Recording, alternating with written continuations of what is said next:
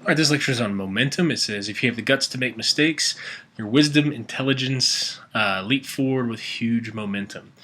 Momentum you've probably heard of in terms of it's usually involved with sports analogies and things like that. We have the momentum moving forward or something along those lines. But momentum is actually a physics term. The goal is that you understand the factors that affect momentum and you'll be able to calculate momentum.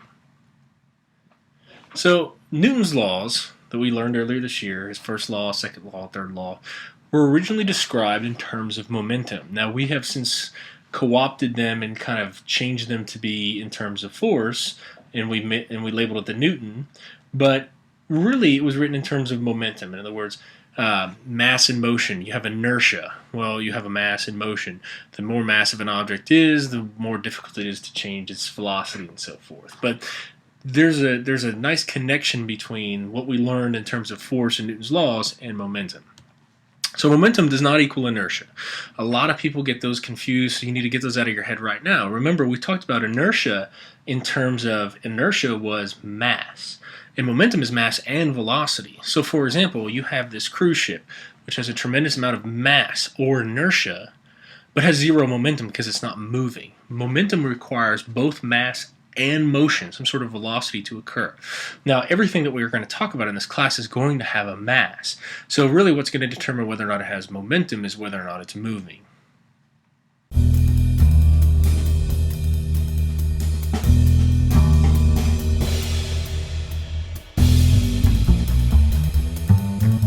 Alright, this question says calculate the momentum of a baseball with a mass of 0.12 kilograms and a velocity of 20 meters per second. So the momentum calculation is pretty easy. You're trying to solve for, most people call it lowercase p, it's actually Greek letter rho, momentum. The formula that we're going to use is momentum equals mass times velocity. Okay, so you have a ball that's moving at 20 meters per second, and that's 0.12. So now we define our given. We say that the mass is 0.12 kilograms. We say the velocity is 20. When we plug in our numbers, we get P is equal to 0.12 times 20, or 2.4 kilogram meters per second.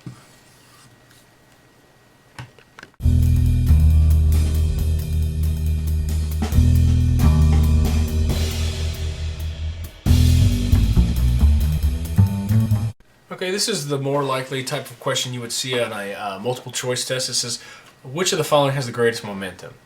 And a lot of people will look at this and they'll say, oh, okay, well, it's got to be the 3,000 kilogram one because it's the biggest. Remember, momentum is defined as mass and motion. It's the product of both together. So what you do simply on this one is, remember, momentum is mass times velocity. This times that, this times that, this times that, this times that, and you see which one is the largest. So let's do it real quick. We'll say 0.15 times 200, 70 times 30, 200 times 2, and 3,000 times 0.02. And when you do that, you get, the numbers are 30, 2100, 400, and 60.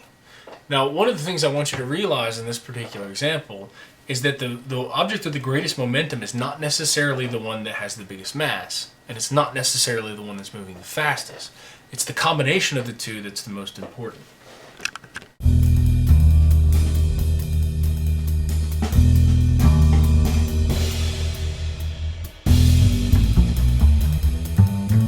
Okay, this question says determine the velocity of a basketball if it has a momentum of 12 kilogram meter per second and a mass of 2.5 kilograms. So we are looking for the velocity. We are given the formula as P equals mv, and we have we know that the object has a mass of 2.5 kilograms, and we know that it has some sort of 12 kilogram meter per second overall momentum.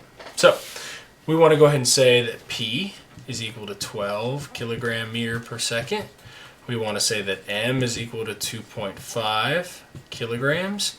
And then we can say, all right, P equals mv, or 12 equals 2.5 v. Divide both sides by 2.5. And when you do that, you get V is equal to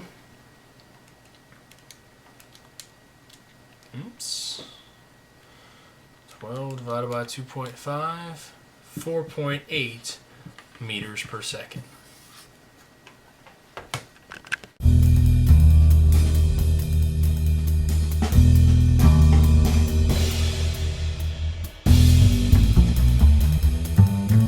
Alright, this question says an empty trailer, it's 1,000 kilograms, travels at 10 meters per second down the road.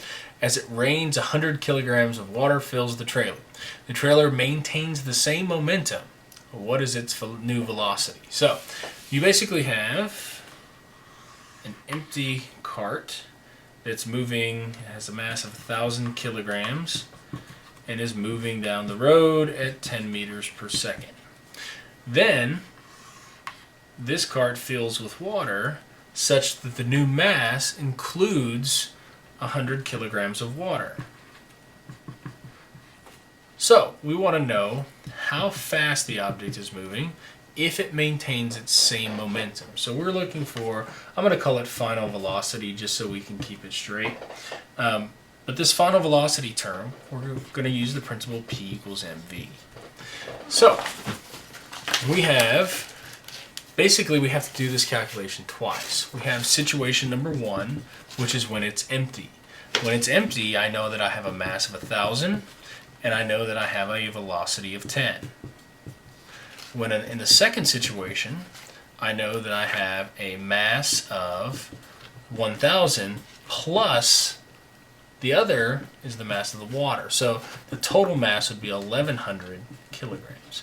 And I know I'm trying to solve for the final velocity. So you can use P equals mv, right? So I have the momentum of the object when it's empty, and I have the momentum of the object when it's full. So instead of solving for the momentum of the empty and then plugging it in, what I'm going to do is I'm just going to say, okay, well, the mass times the velocity equals the mass times the velocity.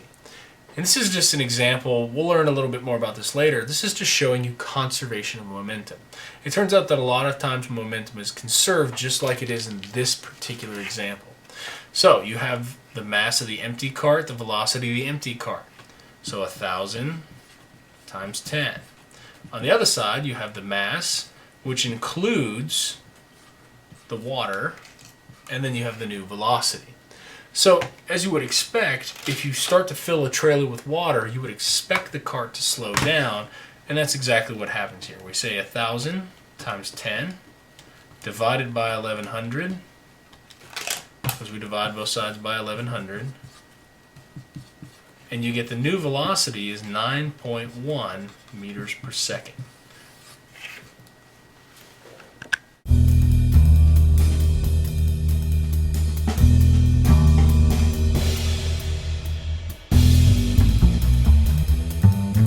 Alright, this question says an object is determined to have a kinetic energy of 120 joules and a momentum of 24 kilogram meters per second. Determine the velocity of the object. So this one sets itself up to be somewhat difficult, but you have to be able to do algebra to get this to work. So let's start off just by saying, okay, I know that I have a kinetic energy of 120 joules, and I know that I have a momentum of 24 kilogram meters per second. And I want to know what the velocity is. Now, I went ahead and put these to the side because there's really not any other given. This is an algebraic trick more than anything. So, let's take a look at what we got here. We can say, if we look at kinetic energy, the formula for kinetic energy is 1/2 the mass times the velocity squared. Momentum is equal to the mass times the velocity. So you got to figure out how to kind of plug these in so that you can cancel certain terms out. So what I want to do is I want to start off with the idea that this kinetic energy term is equal to 1/2 the mass velocity squared. Okay, so I can say that 120 is equal to 1/2 And then I'm going to plug this, I'm going to pull this out real quick. I'm going to say mass times velocity times velocity. Realize that momentum is equal to mass times velocity. So if I take this number right here and I plug it in right there, what I basically have is I have an equation in which I don't know the velocity term. I have 120 is equal to 1/2 of 24 times v. When you write it out like that, it's easy to realize that you have 120 is equal to 12v, or v is equal to 10 meters per second. Now you can check this.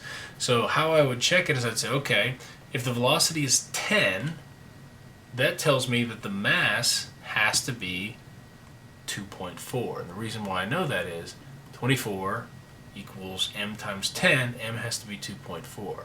I should be able to take those same two values, plug them into the kinetic energy equation, and get 120. Of course you do.